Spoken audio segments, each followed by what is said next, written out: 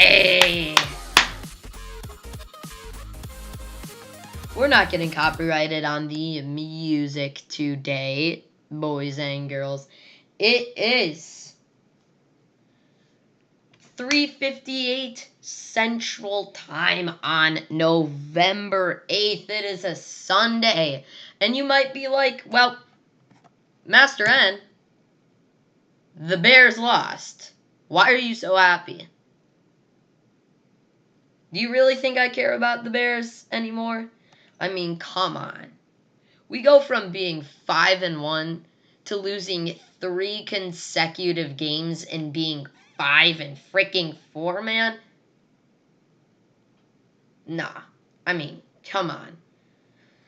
Matt Nagy and Ryan Pace, if you're hearing this, you know you guys are both going to get fired by the end of the season unless Virginia McCaskey or whoever's controlling that robot is too broke to spend a lot of money on that. So, in that case, we're keeping the owner, but, I'm actually pretty sure she's going to fire Ryan Pace and Matt Nagy. But if you guys want a shot, I don't know, just keep doing what you're doing and purposely tank. But, there's always next year, because if we tank, we get a draft pick. My honest opinion about the quarterback draft room is what we will be talking about. First, we'll be going over the double overtime victory by Notre Dame over Clemson. We're going to be doing a little political stuff because I don't know if everyone knows, but Biden is the new president of the United States. We will be talking about Breeze and Brady a lot. It is their second matchup of the season, and they are playing tonight. I am sorry if I didn't seem as energetic last week. I was in such a hurry to watch the Bears game, and we all know how that went with an overtime loss. So I am still here, though, and I am ready to talk some football, and I am as happy as ever.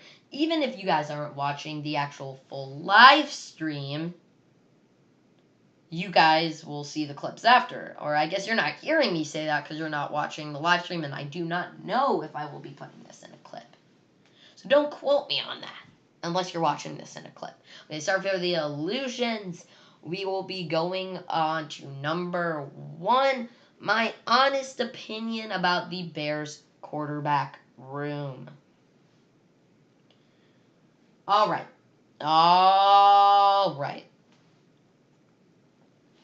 Right now, the Bears have 3 quarterbacks.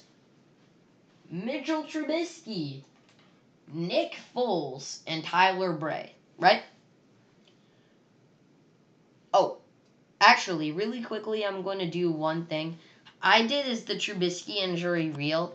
I'm actually going to change this number 10. Whoa, you guys are looking at a change in the middle of the show. We are changing number 10 to can the Vikings make a comeback?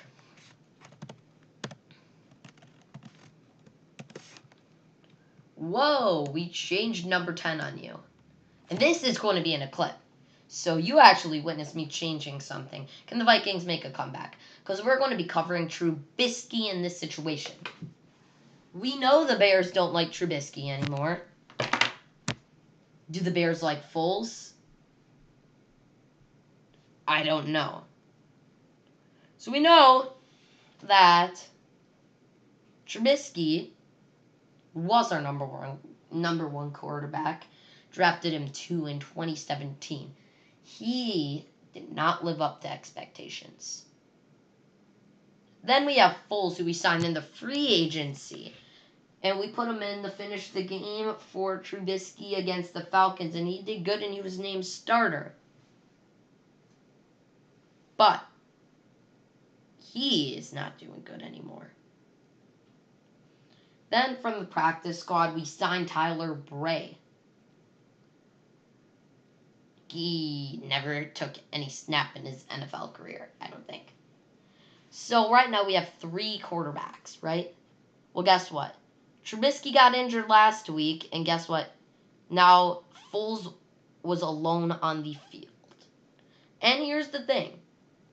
I'm not really that mad about the Bears quarterback room now. And I was just talking about the current Bears quarterback room.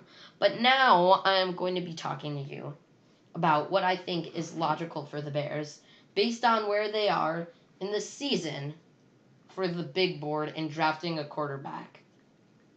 Ryan Pace, you better be selecting a quarterback in this draft.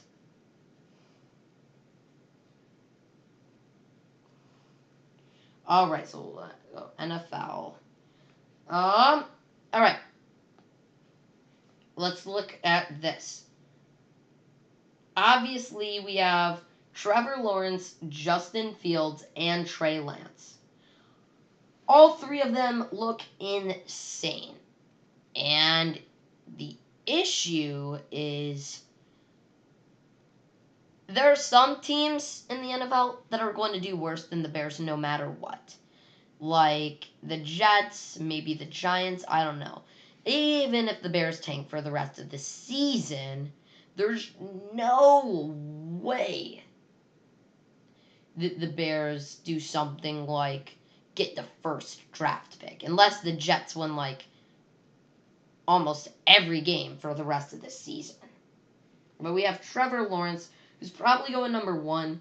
2 is going to be Justin Fields. And 3 is Trey Lance. Hopefully one of those guys falls down to the Bears no matter where they're picking. And I would say those 3 would be great for the Bears. But the only reason I'm not talking about them is I don't know if the Bears will be able to take any of those 3. Now, I know people are saying the Bears need a receiver, but you don't know. The Bears need a quarterback. And my opinion is, don't get a quarterback off free agency. Just go straight to the draft, see if you could get a franchise quarterback. Or maybe get a quarterback from free agency and a franchise tag QB, and just have them both on the team and get rid of Foles, Trubisky, and maybe even Tyler Bray. I don't know. But right now, we are going to be looking at some later quarterbacks projected in the draft. Such as... Alright, never mind. Here, let me see if I can find it. Big board. Quarter. I don't remember the names. I remember the schools and stuff. Okay, I found it. Let load. Alright. Alright. Okay, so this is a lot better of a big board. So I can actually find stuff. No, this is not. But I'm thinking the Bears can go for this one quarterback, Kyle Trask. And in my opinion, Kyle Trask sort of reminds me of some of the all-time greats in his play style. Like, sort of seems like maybe a little bit of Peyton Manning, a little bit of Drew Brees and Brady, a little bit of the greats, except he's faster than both of them. He has, like, the speed of Mahomes. Given that isn't as much speed as, like, Lamar or Vic or even Randall Cunningham, but he has a little bit of speed, and he has a good throwing arm. Trey Lance, Kyle Trask seems like he's going to go late in the draft, but he's going to be a big steal like Lamar Jackson was. So Lamar Jackson went 32 overall, and look at him now. He won MVP, and he broke the record Mahomes set the year before for youngest player to win MVP. That's pretty crazy. And those are my thoughts on the Bears quarterback room. Let's highlight that and take a quick transition into Clemson, Notre Dame, with Notre Dame taking the double overtime win. Highlight, present. Perfect. And All right, we'll wait for the little slide thing. Okay. For those of you who didn't know, last night was a very interesting college football game. We had Notre Dame and Clemson playing each other, and both of those teams were undefeated going into the game. Given that, unfortunately, Clemson's star quarterback Trevor Lawrence was out with COVID. So they had to put in another quarterback. I can't even pronounce his last name, and I know everybody would agree with me. It's literally, he has a harder last name to pronounce than Tyson Alulu, or whatever his last name is. Literally. So he was the starter, and they did fine. But going up against Notre Dame, it was a fair match, man. They went into overtime. And both of them scored in overtime. And they went into double overtime. I mainly saw the end of overtime 1 and the beginning of overtime 2. So I saw the overtime 2. And in overtime 2, I saw the Irish going on the field and just moving those chains and getting into the end zone. And then I saw Clemson's offense go onto the field and suck. Suck. First down was an incompletion, I believe. I don't know. There were incompletions. There were sacks.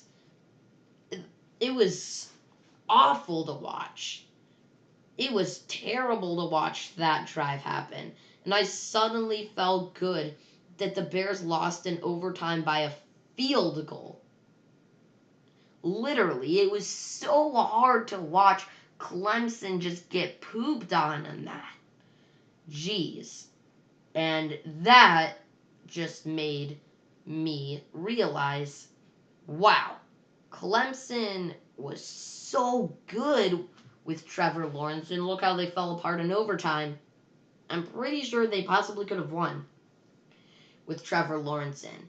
And this either means that Trevor Lawrence is worse than we thought, and he would have done worse, which I don't think so, or he would have done better, which I'm pretty sure Trevor Lawrence, if he was starting, would have maybe taken Clemson to the victory. So, could this prove anything about anybody's draft stock? I don't know. We'll have to see. I just thought it was pretty interesting that it went into double overtime. That was pretty cool. It was fun to see it go into overtime 1 and then overtime 2. It was pretty cool. I really liked that. And yeah, that is that. And we are done with college football. We'll highlight it, play some music, and I will be back in a little bit with today's first break. And I did it again. All right. I'm just saying really quickly, for those of you, if you watched my streams, you may have noticed I have put copyright music in the streams. I'm sorry. I compiled a playlist earlier today of streams, or of music that's non-copyright. So if you heard before, the song I was playing was called Invincible. It's non-copyright, yeah. So I'm going to be playing some non-copyright songs. And I will see you after the break. Alright. I'm muted. Bye-bye.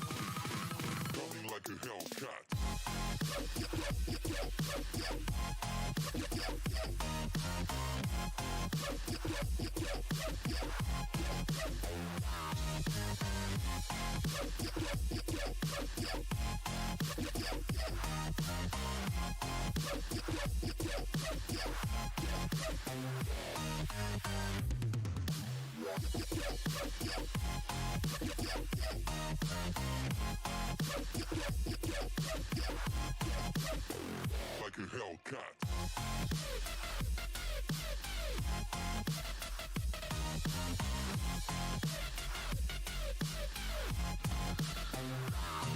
All right. I'll let the music roll for a little longer.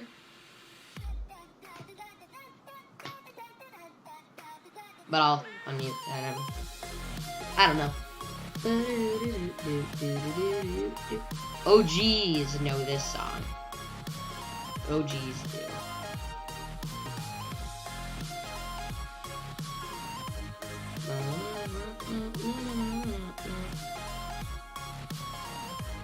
Alright.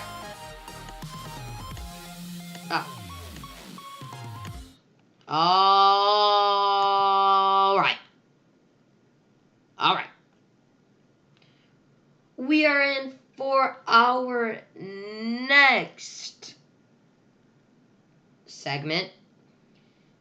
If a current NFL player were to become a president, which one of them would become the president? So we'll think of this. Which one is popular?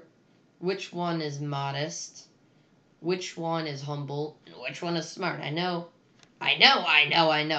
You might be like, ooh, Tom Brady was probably one of the best players. He definitely deserves prezi. Well, he wasn't that modest, Like, he was not modest at all. But I mean, if I won 6 Super Bowls and have been in the NFL for literally 20 years, I wouldn't be that modest either. But that rules out Tom Brady and Breeze, because that we'll be talking about next. Let me think. Honestly, let's see.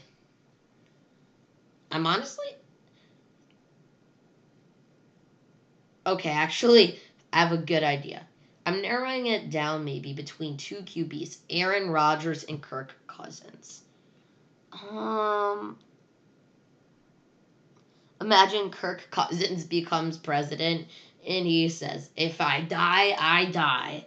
In his inauguration speech, that would be hysterical.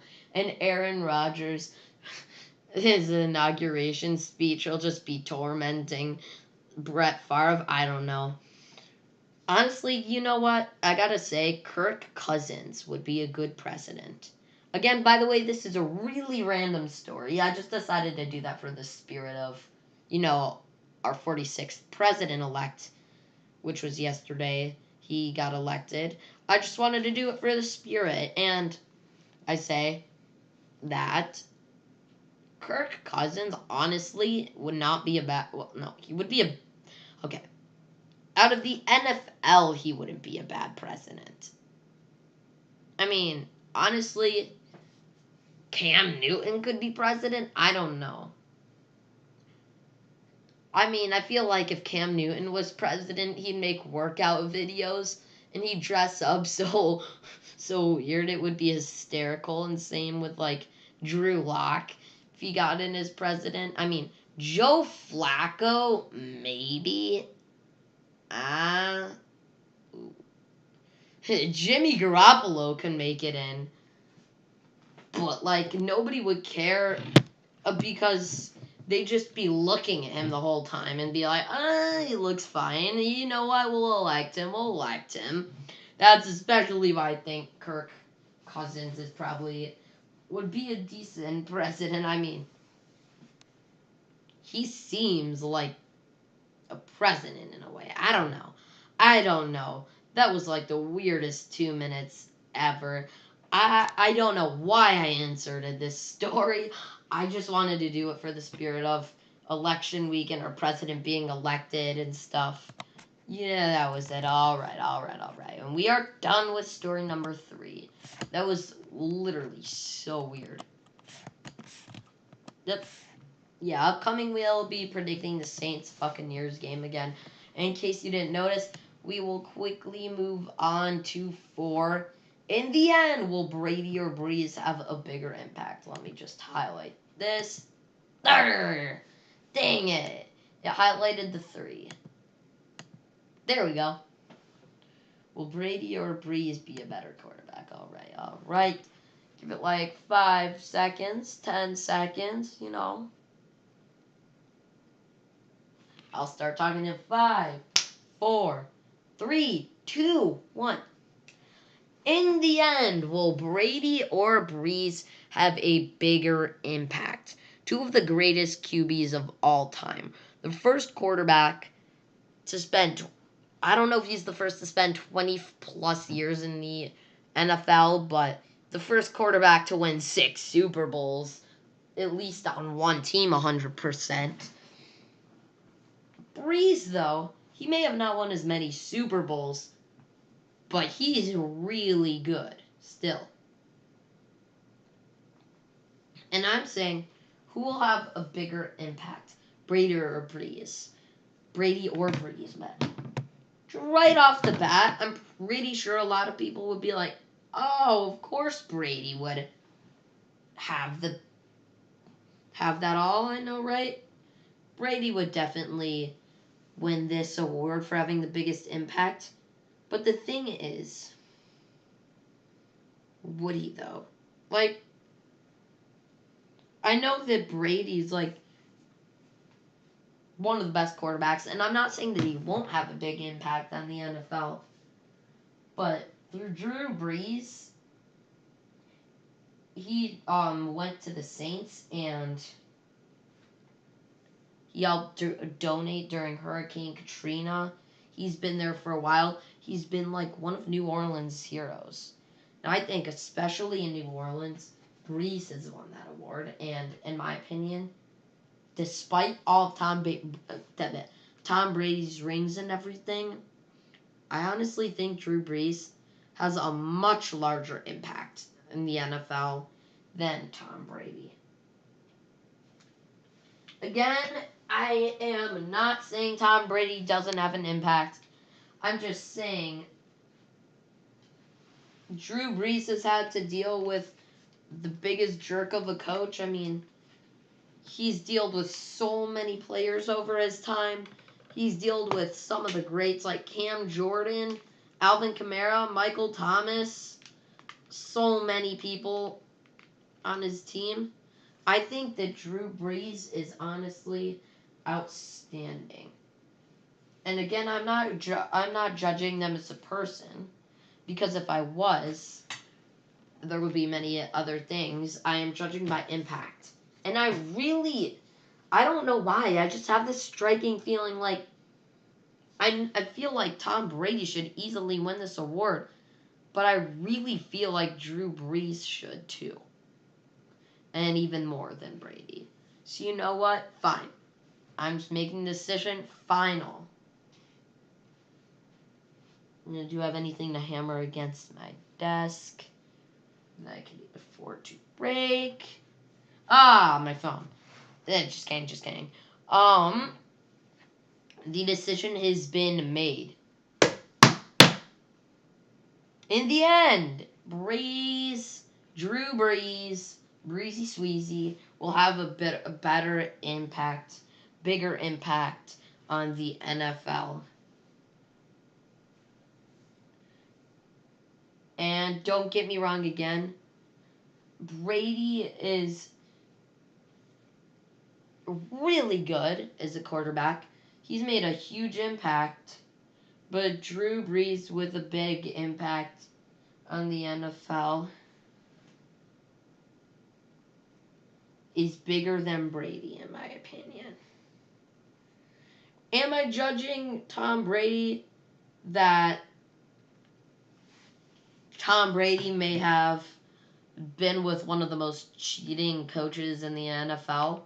Maybe. But then again, Sean Payton is a pretty big jerk. So, all in all, Drew Brees wins this one. Okay, I think that's decided. Moving on to 5 score reviews and predictions. Oops. What? Oopsies. Sorry. Moving on to 5 score review and prediction. This is the time you have been waiting for. If you don't have ESPN or anything, or you don't want to look it up and you want to know what this game scores were and or at, and what I think about the Buccaneers game, that's coming up right now. All right, ladies and gentlemen, although I'm pretty sure it's just the gentlemen here. Last week, I predicted that the Cowboys would lose to the Eagles 19-21. And honestly, I was sort of close. Again, I didn't expect the Cowboys to hit that low, but I mean, I called within 2 points of the Eagles' score, and I said that the Eagles would win. I mean, that was pretty close. And right now, for counting wins and losses, I am 1-1. I got the Cardinals-Seahawks game off. That was a 0. But now I am 1-1 because I got the Cowboys-Eagles game right. Today, we have arguably the hardest game to predict all season. The Saints-Buccaneers. More about Brady and Breeze. I said... Oh, wait. Okay, no, never mind. I'm going to continue that. I said that Breeze is better and whole as Brady, but, like, here's the thing. Again, we saw Brady's Buccaneers take a big loss to the Saints at the beginning of the season, but they've evolved. They're sort of shaping it together, and tonight's going to be Antonio Brown's first start of the NFL season with the Buccaneers, so I'm excited to see that. Honestly, I will share my opinion a little bit later and go over ESPN scores. All right. From earlier today, the Bears... Oh, whoa. The Bears did better than I thought. We scored 17 points? When? Whatever. The Bears lost 17-24 against the Titans.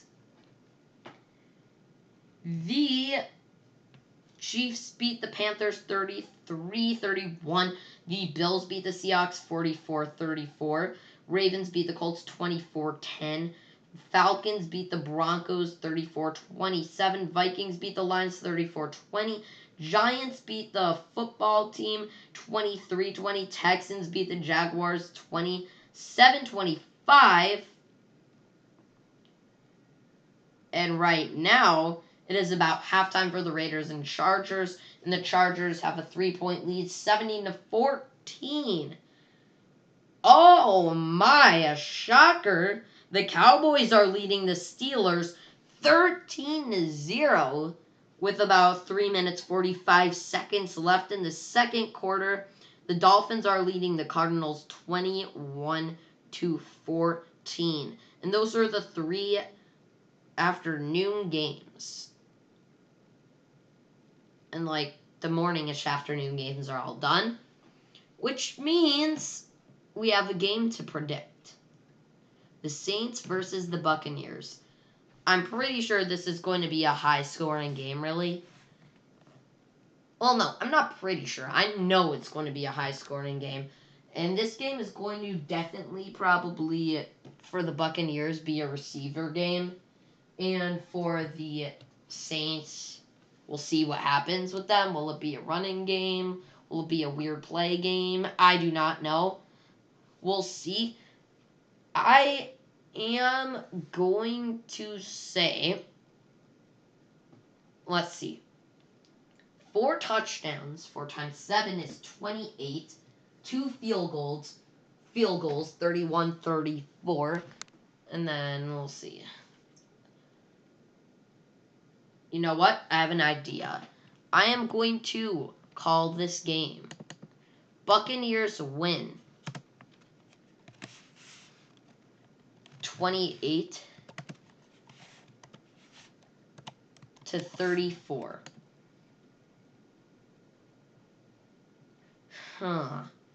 I feel like the game should be a close one, though. I don't know. You know what? Fine. 28-34 final. I am not changing my opinion about this. Because there's a lot of ways this could happen. You know, the game could go into overtime. Because 28-20, it's 6 points. So, I mean, I don't remember. I don't think so. But if you score the first touchdown in overtime, you don't even need to go for the field goal because you win anyways. So, I mean, it could easily go into overtime. It could be the final score. I don't know. I hope that it's this score, but I'm predicting Saints-Buccaneers 28-24 with the Buccaneers winning. Do you agree with that? I don't know. I'm going to try to get this clip out as early as possible, especially before the game, which is in like 3 hours around. So we have a little bit of time. I am going to highlight the thing, play some music, and I will see you back in like a couple of minutes. Alright, let's mute myself. Boop. Oh, wait.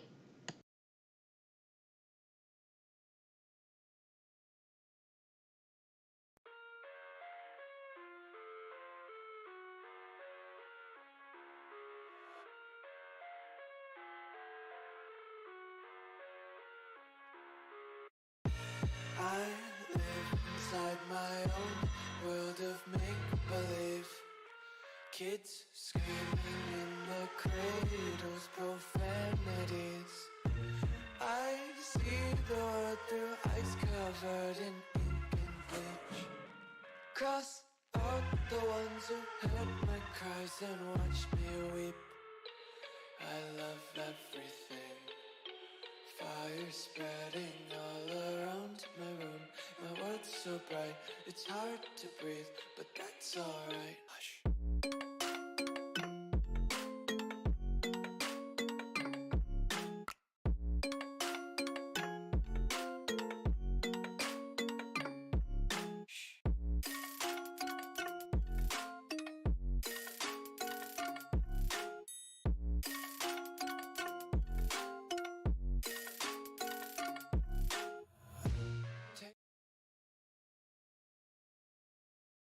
Alright, that was a short break. I am back.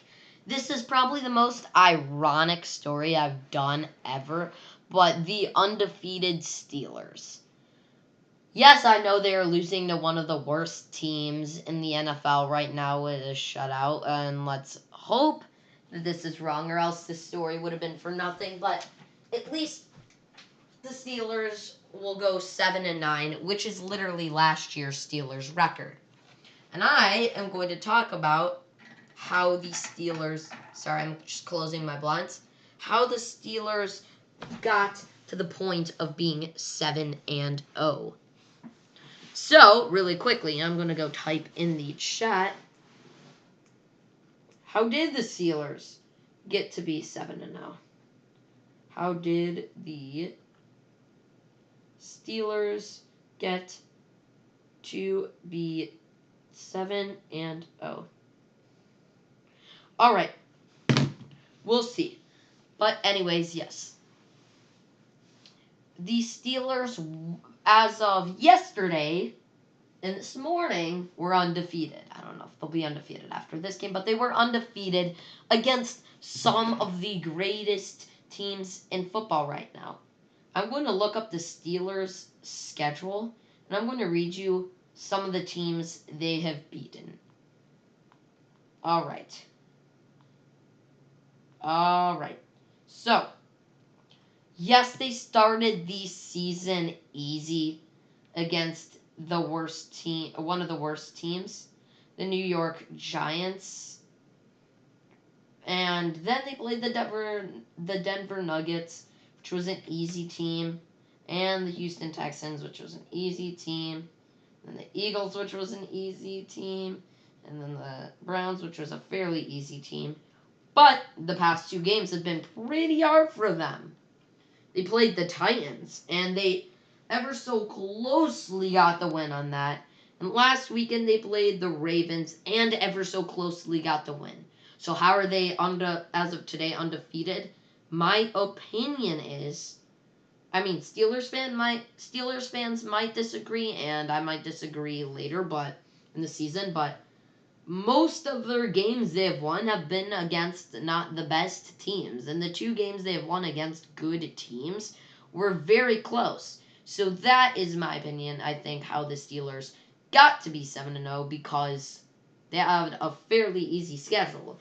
And if I predict the schedule, I would say they win today, getting them an 8-0.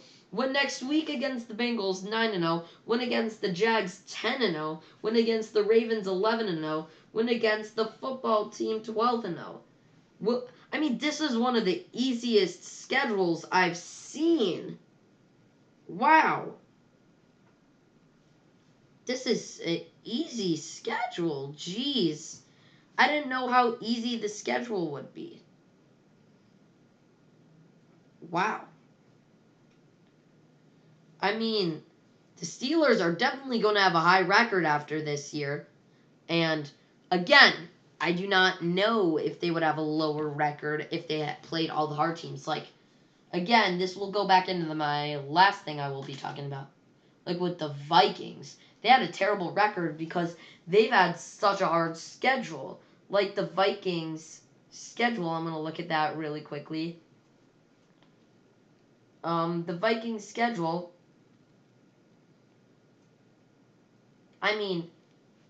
they played the Packers, which are pretty good. The Colts, which are pretty decent. The Titans, which are pretty good. In week 4, they beat the Texans, which obviously makes sense. They were their losses, except for in week 2 and week 1, were so close. They were so close. They lost 26-27 against the Seahawks, which are a really good team. They lost against the Falcons, which we'll not count that. But then they had their bye week in week 7, and they just came back in, and they won. The Vikings honestly are having the opposite of the Steelers. And we'll see later on, I will talk about this at the end of the season probably, how the Vikings started and Steelers started, and how the Vikings ended and Steelers ended, given they both had very easy schedules, and I'd say they're around the same skill level. Other opinions do apply, so this really wasn't just about the Steelers, but that was sort of my point, and yeah, that was story number 6. We are going to head into story number 7 very shortly.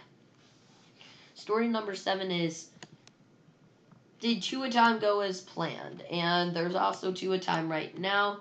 And this quick break, I will go read some highlights, or I'll watch them and then say them. Alright, so now I'm gonna give me 1 second. Got it. Alright.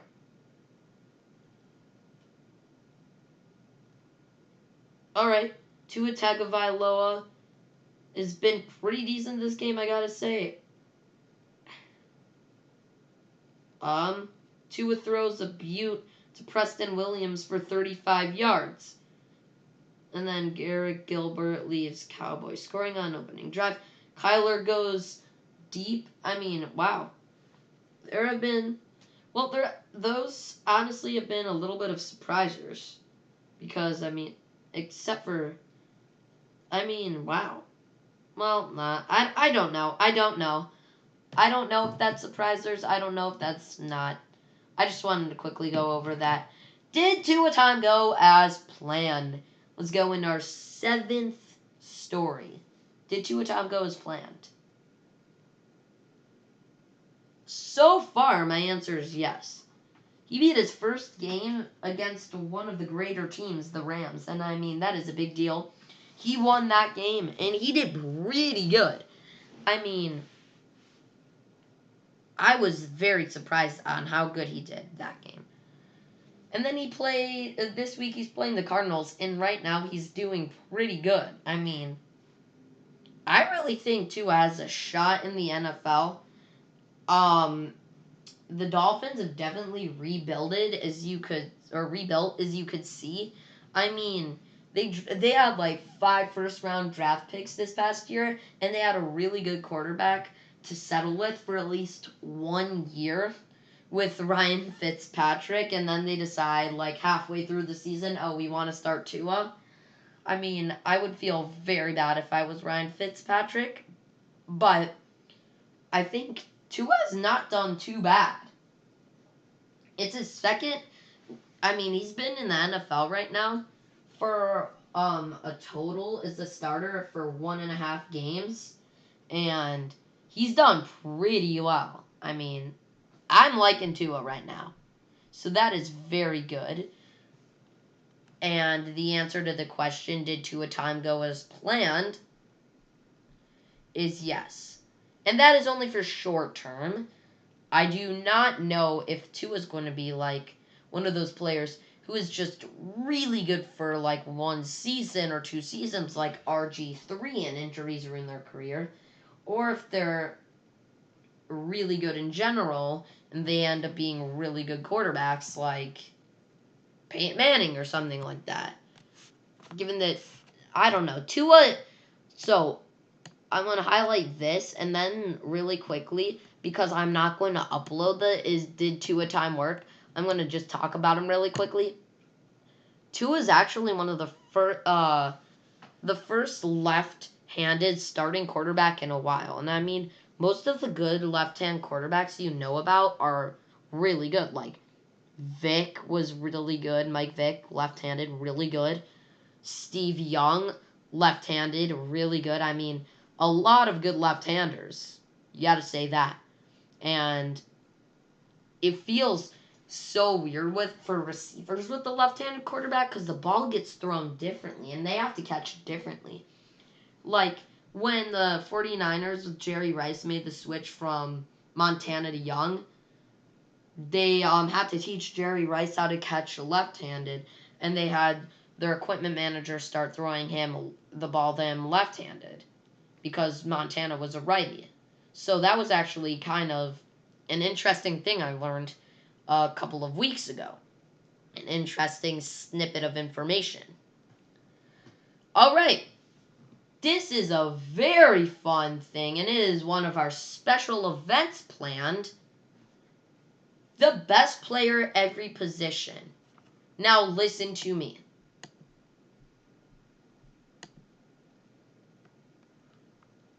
Listen to me. It's really hard to say who is the best player at every position, but I'm just going to say who is one of the greatest, because I can't say, oh, well, Walter Payton was better than Jim Brown and Barry Sanders 100%, because you'd have to know what I'm grading on.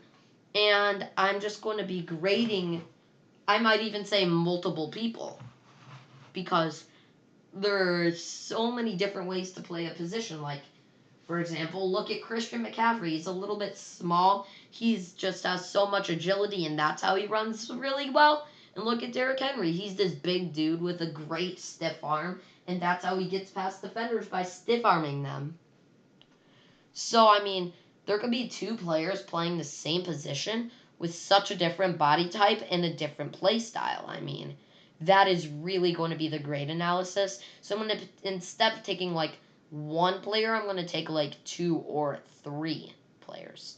And I'm mainly going to gear towards past players, because I can't say that Lamar was the best player ever, and then next year he gets injured and it ruins his career. I mean, I have to say people who've had lengthy careers. Like, I could say Tom Brady was the best or Drew Brees was the best because, again, they're both in, like, I want to say 15-plus seasons. I don't know. Yeah. This is Drew Brees' 16th because he was drafted in... No, this is more than his 16th. He was drafted before 04. Because in the 04 draft class, Eli Manning was drafted to the Chargers. So they're both at least 15 plus, I'm saying.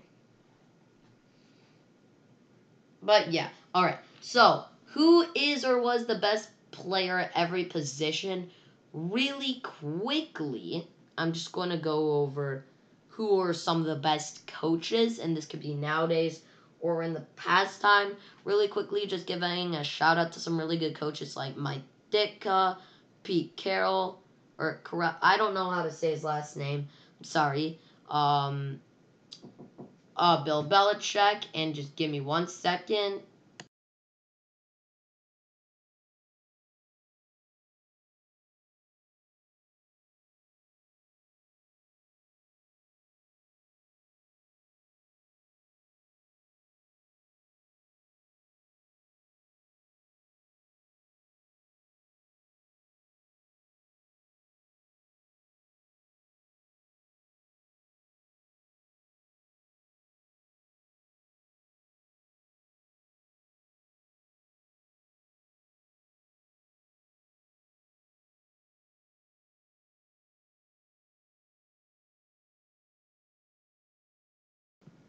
Sorry for that quick intermission. I had to answer a question really quickly. You know that happens on live. So when I record this, I will cut that part out, I'm pretty sure. So we'll start, or I'll just start from here. I don't know. But we'll go over the best players at every position, and we will start it off with quarterback. All right. So I got to say, for really good standard quarterbacks that weren't that mobile and passing quarterbacks, Tom Brady is definitely up there, Drew Brees. But in my opinion, it's between two people mainly, Peyton Manning and Joe Montana. Those two guys are the type for the most like standing still quarterbacks. Given Dan Marino was a little mobile, he wasn't like one of the mobile like Vic Cunningham, Steve Young mobile. Like, he was a little mobile, and he was really good at short gains. So, for the, not mobile at all category, I will give the award to Joe Montana. For the little mobile and really good at moving the chains category, I will give the best at the position to Dan the Man Marino. Now, slightly more mobile, just not like speedy. We have like Mahomes, who I can't put in this, but then we have like Randall Cunningham and Steve Young. Given that Randall Cunningham was definitely pretty speedy, I'm just putting him in the same group with Steve Young because I can't decide who to put at the best for that. You know what? I gotta reach on a limb, and I've gotta say Randall Cunningham wins that. Mobile quarterbacks. Right now, I'm just going to say Vic because he's one of a... Actually, no. He's two of a kind, and the other one of the kind is in his third year in the NFL, so we can't grade him yet. And that other one of his kind is Lamar Jackson, but we cannot grade Lamar yet, because we had to wait on that. But yeah, that is the quarterback one. Running back one, we got a couple of players. So, yes, when you think of best running back of all time, you'll think of, like, these guys. Eric Dickerson, Barry Sanders, Walter Payton, Jim Brown, LaDainian Tomlinson, Emmitt Smith. And those are the main 6 I could think of, and I can't decide which one is the best out of all 6 of them. They all hold records, so I'm giving that to them as a tie. Who's the best receiver of all time? Oh, okay. So, again, this is falling down for me in between two people. There were some really good receivers to play. Really good receivers playing now. I mean, you got... let me think of a good receiver besides the two I'm saying. Like, you got Terrell Owens. He was really good. Julio Jones is arguably one of the best, but his career isn't over, so I can't put him on the list. But the main two I'm comparing is Randy Moss and Jerry Rice. And this argument started a while ago. Who thinks they are the better receiver? Randy Moss has multiple times said he is the best receiver to play the game. But Jerry Rice does not agree with that. And, alright. I'm going to give them the tie. But, if you guys could show some love, like, and comment, who do you think was better? Jerry Rice or Randy Moss? Make sure to subscribe, like, and comment who you think is better. Moving on to tight end. Gronk's career isn't over yet, but he's obviously one of the best tight ends to play ever. Tony Gonzalez is honestly definitely in a race. Kelsey, I can't put him in there, but yeah. Honestly, you know what? We'll just go straight out and say... We'll go straight out and say Tony Gonzalez, probably the best tight end of all time. Okay, so we're going to start with our centers. I gotta say for this one, Kevin Mawai, because he was really good as a center. We'll go into guards and tackles. I'll just say a couple of them I think were really good. We got Jonathan Ogden, really good. Jimbo Covert, really, really good. Joe Thomas, amazing. Let me think of some other ones. Now it's blanking me. We'll just give 3 out right there for guards and tackles, and we will move on to fullback, which I forgot to go on. Definitely Christian Okoye is at the top of the list, but there's also... Oh, I forgot to say Terry Bradshaw for quarterback. Just saying. Okay, Terry Bradshaw for quarterback. There we go. But now we got... In the fullback position, I'm debating between Franco Harris and Christian Okoye. Those two were probably the best 2 fullbacks ever. Yeah, you guys comment down below who you think was better, Christian Okoye or Franco Harris. Defensively, middle linebacker, definitely maybe Brian Urlacher, Junior Seau, I want to say. Yeah. Free safety, Brian Dawkins for sure. Free safety, and maybe Ronnie Lott too. I think with Sean Taylor, free safety, I think. Strong safety-wise, ooh, that's a hard one. I never remember who's really good free safeties or strong safeties. So I'm going to look at best strong safeties. I know that Taylor Mays is one of them. He was really good.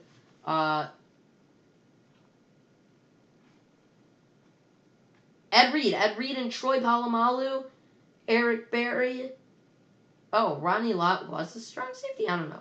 Ken Houston, Steve Atwater. Oh, no.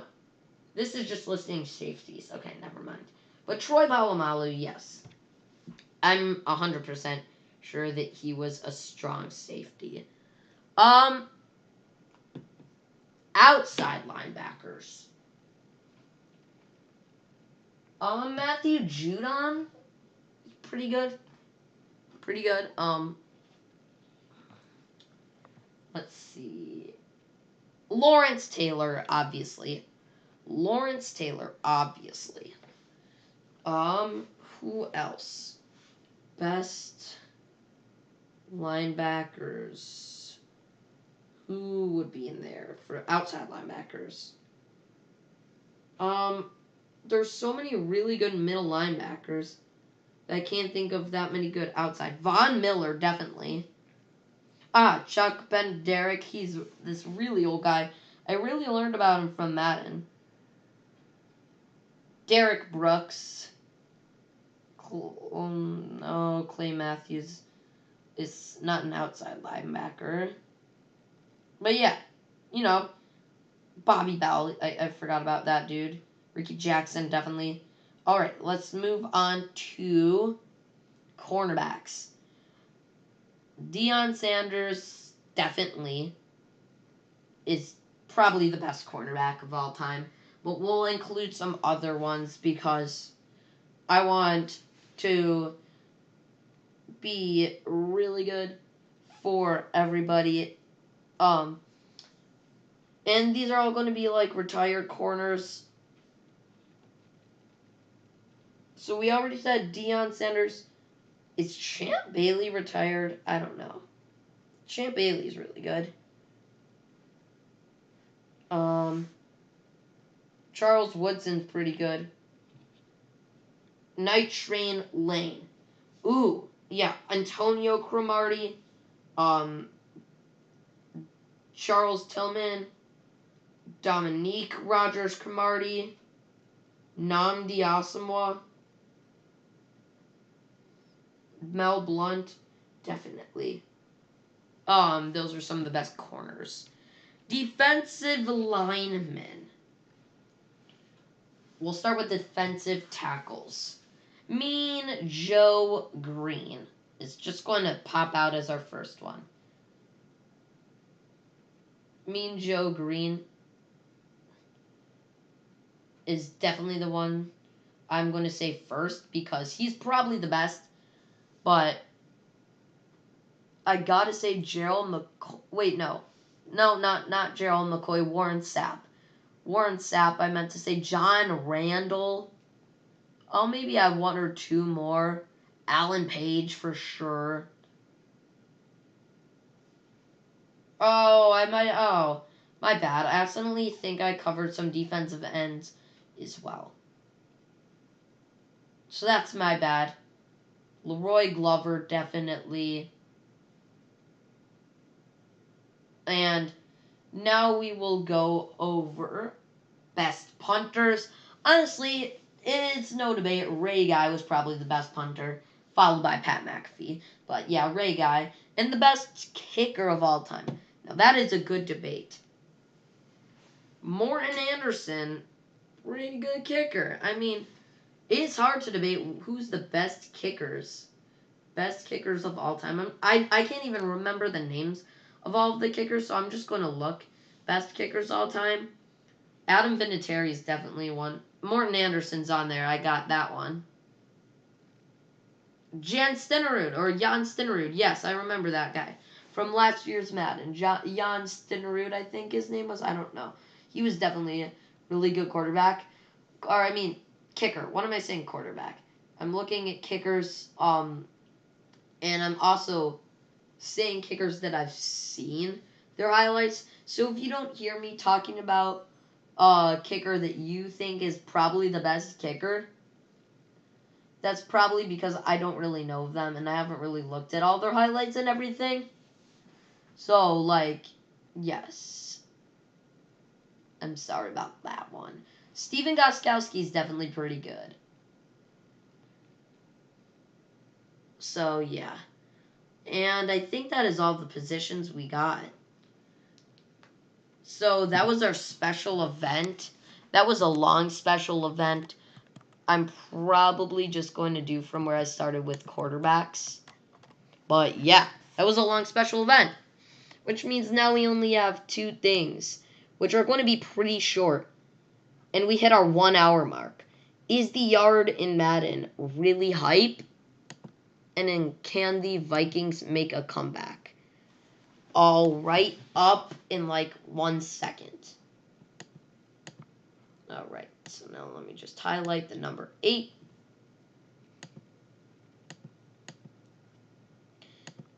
Is the yard in Madden as hype as... Okay, wait. Like 2 seconds for that thing to pop. Okay, is the yard in Madden as really hype as it was supposed to be or seemed to be? Honestly, I gotta say, it is pretty hype.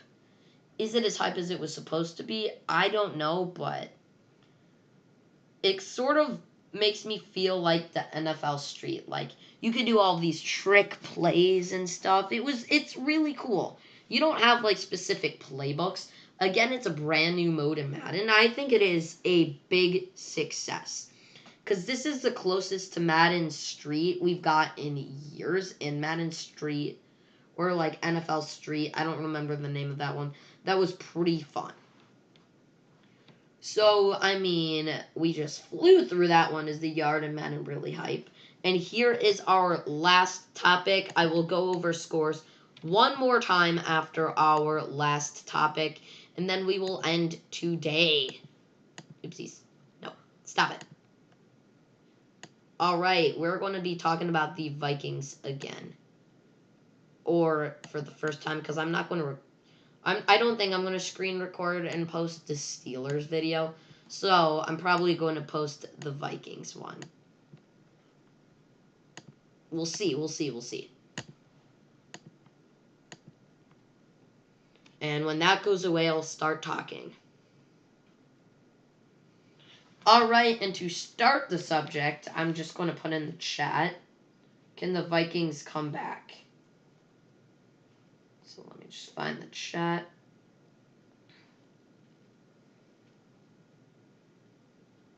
Alright. Can the Vikings come back? Alright. Ladies and gentlemen, last year, the Vikings got into the divisional round before losing. They went 12-4, and they were a pretty good team, with Kirk Cousins leading them all with their two great receivers, Stephon Diggs, Adam Thielen, great Dalvin Cook, and a pretty nice defense with Eric Kendricks and Harrison Smith leading them all. This year, they had a 1-5 start, which was not good. They just didn't seem the same. I mean, over the offseason, they got rid of Stephon Diggs, but they did draft a new receiver, Justin Jefferson, who has looked very promising. And I didn't even think I was going to say, can the Vikings make a comeback, until last Sunday against the Packers, where Dalvin Cook showed his love for the Vikings, scoring 4 touchdowns in one game. 4 touchdowns, beating the Packers, going 2-5, beating the Packers. And that was amazing. That was the first inkling that the Vikings were going to come back before today, where Dalvin Cook still did really good. And again, we started at the beginning of this season when the Vikings were losing more. Here's the thing I've noticed. They were having more receiver action at the beginning of this season and losing. And now it's really all about Dalvin Cook, Amir Abdullah, Alexander Mattison, all of the running backs. They're trying to phase themselves from like this huge passing offense into this running offense. And within one game, it started working. Literally. So, quickly, the answer of the question, can the Vikings make a comeback, is obviously yes, but do I think they are going to make a comeback? Honestly, I do. Unfortunately, they play the Bears twice, which, because I'm a Bears fan, they're probably going to beat us both times. So that's a 2 wins for them, but they have a tough schedule, and they proved themselves against the Packers, who are one of the better teams in the NFL, and now have had 2 embarrassing losses. But I honestly think the Vikings are something special right now. They started the season off like not really knowing who they were, what they could accomplish, but now they're just something special. Like, they're coming in, getting 4 touchdowns with 1 running back. I mean, getting all of these points, beating big name teams. I know that the Vikings can definitely push forward this season and at least make it to the wild card. And especially being in a division with the Packers, who they beat once easily, and the Bears, who are tanking, and the Lions, we don't even need to talk about because they always suck. But yeah, I think the Vikings could definitely make the wild card round. And that is all of our stories today. I'm going to highlight that and give everybody a quick score update. And then I will have to say goodbye. All right.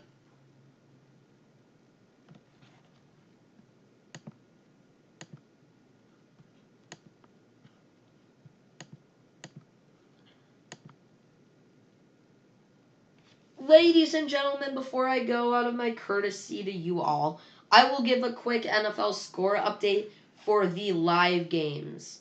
The Raiders are beating the Chargers 28-17. The Cowboys are beating the Steelers 13-9.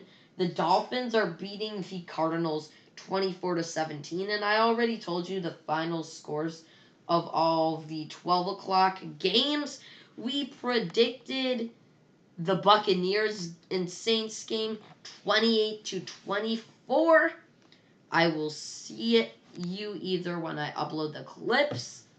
Actually, when I upload the clips, but I will see you live next Sunday. Have a great